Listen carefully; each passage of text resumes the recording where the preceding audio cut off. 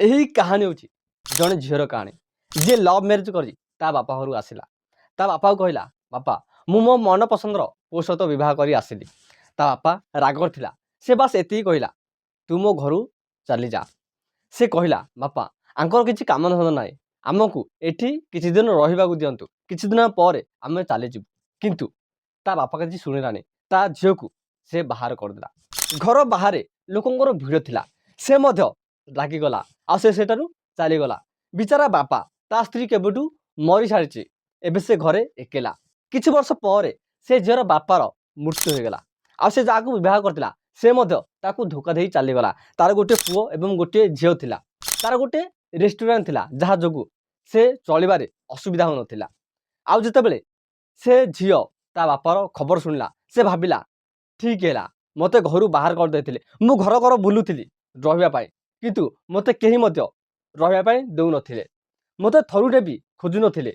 मते थरुटे भी देखिबा को आसु नथिले मु मध्य तांकर अंतिम यात्रा रे जिबि नाही किंतु जेतेबेले तांको दादा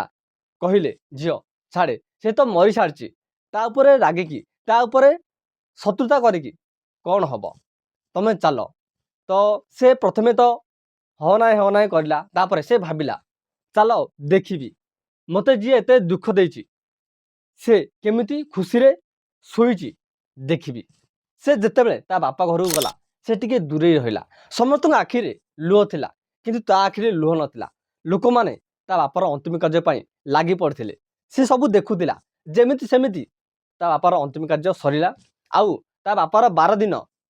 ता दादा गुटे चिठी देला ताकू आ कहला ए चिठी तम बापा तुमको देइचंती जदि समय मिलिबो तो आकू जरूर पड़िबो ता परदिन समस्त घर चलीगले राति रे से चिठी को खोलिला आ पढ़िला आ से चिठीर ऊपर भाग लिखा था मोर गेला झील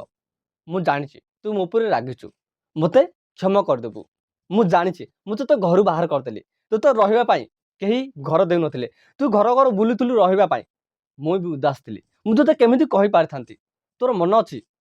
तू तो जिते 5 वर्ष होता तो माँ आम 2 जन को छाड़ी चलीगला तू डरुलु बहुत कांदुलु राति रे तू उठिकी बहुत कांदुलु आ मु राति सारा अनिद्रा रोली तुम जिते स्कूल जावाई डरुल मुझ तुम सहित जाऊँगी आउ झरका पाखे दिन सारा ठिया होकर रोली आ जिते तुम स्कूल छुट्टी होता मुझ तुमको आने जाऊँगी तुम मन अच्छी तुम जिते कॉलेजर एग्जाम दौल तुम राति सारा पढ़ुल आ मु तुम राति सारा चाह करके दौली तुम कॉलेज लेट आसवा राति सारा फोन रे कथा हवा मो सहित जुक्तितर करवा ये सबको मुझे इग्नोर करी कहीं यही बयस ये सब होता है किंतु तुम गोटे दिन एमती पिला सहित बह कर जहाँ विषय तुम भल भाव जान तार हिस्ट्री विषय जान तार ट्रैक रेकर्ड चेक करन किंतु मु तुम बापा मुझे पिला विषय सब जानिली मुझे पिला विषय जानवा पाइली से पिला बहुत गुड़ाए झीर जीवन नष्ट कर निजर काम बासना को फुलफिल करने पैसा पाई किंतु तुम से समय प्रेमर अंध थिल मत थरे मध्य पचारलनी सीधा बह कर चली आसिल मोर केते इच्छा थिला तुम बह पूरा धूमधाम रे करने मु दिन रात एक कर देइथिली तुमर बह धूमधाम रे करने लोक मत कही था देख से झीर केमिति धूमधाम बह करुच्ची किंतु तुम मोर सबु स्वप्न सबु इच्छा भांगीदेल हेउ छाड़ यही सब कथार किछु मूल्य ना मु तुमको ये चिठी एपाई लिखुची कि मु तुमको किसी कहीपरि मोर गेला झील तुम मार किसी गहना आउ मु किसी गहना तो पाई करी आउ यही घर आउ मु किसी घर किनी से घर तो ना रे आउ तो पिला मानक ना रे मु कर देछि आउ किसी पैसा बैंक रे जमा रखी तुम जिते चाहिए से टंका को काढ़ी पार मोर गेला झील बास शेष में मुझे कहबी कि मु तुमर कौ शत्रु नी काश मत बुझी पारतु मु तुम बापा थी से बापा जी तुम माँ मरला पर द्वितीय बह कर लोके मत विभिन्न प्रकार कहते किंतु तुमको केमिति दुख न हम मु मोर सबू इच्छा को मारी देथिले लास्ट रे बास मुझे कहबी तुम जिते बेले से पिला सहित आसीथिल ना मु से दिन भांगी जाइतिले मते से दिन एते दुख लागी नथिला जो दिन तो माँ मरथिला मु एते कांदी नथिली जो दिन से पिला सहित तू घर को आसिलु से दिन ठू आज पर्यंत मु कांदुची एथिपाई नाई कि लोके मत कौन कहे ए समाज मत कौन कह एथिपाई जी सब क्षेत्र मत कहूला से जिते बड़े एत बड़ डिसीजन नेला कौन ठीक भाविलानी ତା ବାପାକୁ ଏଇସବୁ କହିବା ପାଇଁ। ଝିଅ ତମେ ଏବେ ମା, ତମେ ଜାଣିସାରିଛ ପିଲାମାନଙ୍କର କ'ଣ ଦୁଃଖ କ'ଣ ସୁଖ ହୋଇଥାଏ। ମୁଁ ଭଗବାନଙ୍କ ପାଖରେ ବା ସେ ଏତିକି ପ୍ରାର୍ଥନା କରିବି କି ତମକୁ ଭବିଷ୍ୟତରେ ଯେମିତି ଏହିପରି ଦୁଃଖର ସାମ୍ନା କରିବାକୁ ନ ପଡ଼େ। ମୋତେ ଗୋଟିଏ ଖରାପ ପିତା ଭାବି କ୍ଷମା କରିଦେବୁ। ସାୟଦ ତୋ ପିତା ଭଲ ନଥିଲା, ତେଣୁ କରି ତ ମୋତେ ଏତେ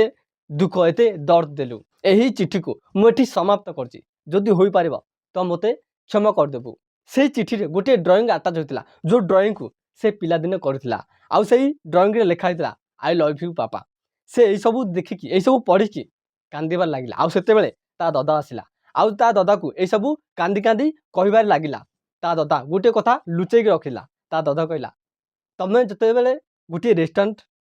କିଣିଥିଲ ବା ଖୋଲିଥିଲ, ଗୋଟିଏ ଘର କିଣିଥିଲ, ତମକୁ ପଇସା ମୁଁ ଦେଇନଥିଲି, ତମ ବାପା ହିଁ ଦେଇଥିଲେ। ପିଲାମାନେ କେତେ ଖରାପ ହୁଅନ୍ତୁ ନା କାହିଁକି, ବାପା ମା ତାଙ୍କ ପ୍ରତି ଖରାପ ହୋଇନଥାନ୍ତି। ନୋ ଡାଉଟ୍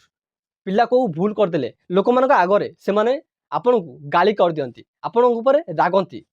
କିନ୍ତୁ ସେମାନେ ତମକୁ ବହୁତ ଭଲ ପାଆନ୍ତି। ବାପା ମା ଛଡ଼ା ଦୁନିଆରେ କେହି ବି ଆପଣଙ୍କୁ ଏତେ ଭଲ ପାଇପାରିବେ ନାହିଁ। ଆଉ ଯଦି ବି କିଏ ଭଲ ପାଉଛି ତାର କିଛି ସ୍ୱାର୍ଥ ଥାଏ, କିଛି କଣ୍ଡିସନ୍ ଥାଏ। ଲାଷ୍ଟରେ ବାସ୍ ଏତିକି କହିବି କି ଲଭ୍ କରିବା କେଉଁ ଭୁଲ ନୁହଁ। ଆକର୍ଡିଂ ଟୁ ହ୍ୟୁମାନ୍ ସାଇକୋଲୋଜି, ଯଦି ଲଭ୍ କାହାର ଗୁଣ କ୍ୟାରେକ୍ଟର ବିହେଭିୟରକୁ ଦେଖି କରାଯାଏ ତ 90% ଚାନ୍ସେସ୍ ଅଛି କି ତମେ ତା ସହିତ ଖୁସିରେ ରହିବ। ଯଦି ଲଭ୍ କରୁଛ ତ ଫ୍ୟାମିଲି ସହିତ କଥା ହୁଅ। ଯଦି ସେଇ ପିଲାର ଏହି 3ଟି ଗୁଣ ଥିବ ତ ଡେଫିନେଟଲି ସେମାନେ ତମର ସାଥ ଦେବେ। ଯଦି ବି ମନା କରୁଛନ୍ତି ତ ସେମାନେ କହିବେ ଆମେ କାହିଁକି ମନା କରୁଛୁ, କାହିଁକି ନା